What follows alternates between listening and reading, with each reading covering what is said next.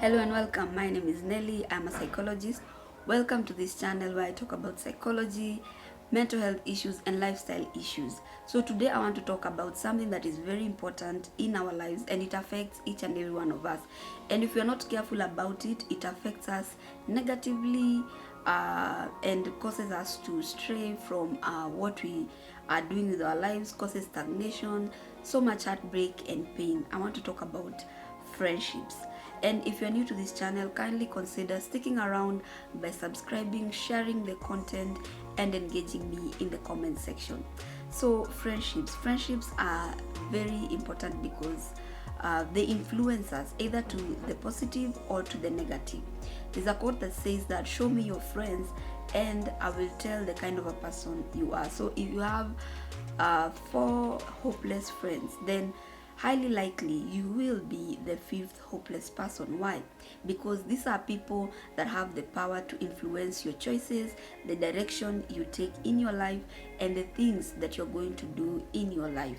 So friendships are actually, they can be very resilient because you can find that a friendship has lasted for 5-10 years, even 1 year. When you consider the changes and the lifestyle changes that are there in the 21st century, maintaining a friendship even for 1 year is so important. So you'll find that friendships even last longer than people's jobs. They last longer than intimate relationships. Romantic relationships. They last longer than many things. So this friend has seen you and they know you, and they are, maybe you ask them for opinions, you are always telling them about the development in your life, and so they know so much about you. That's why I think that it is very important to reflect and look at the people that you've allowed in your inner circle. I'm not saying that you enemify everyone, but I'm talking about that person whose voice has the potential to influence decisions in your life. I'm talking about that person who has the capability to make you make a certain decisions.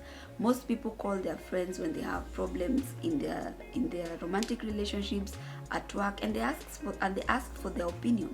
So you can see how important it is to have a sober-minded friend, a friend who has your best interest at heart, a friend who is going to always look out for you.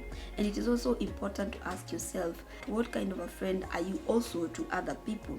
Because you find that sometimes we give permanent labels to people who have come to for a certain very short season and to help us do a certain things, but you are here and you've put a permanent label on them. Why it is very difficult to find lifetime friends is because we as human beings are very dynamic and we change every day. Some of the negative friendships that people are into, but they are in denial and they don't want to accept that they are into, are narcissistic relationships, toxic relationships, a friend that ghosts you, placating relationships, and all those other bad friendships that you may find yourself into. So because of the resilience of friendship, people are unable to pinpoint those bad traits because they are in denial. It could have lasted 10 years, so you are asking yourself, am I going to end this friendship?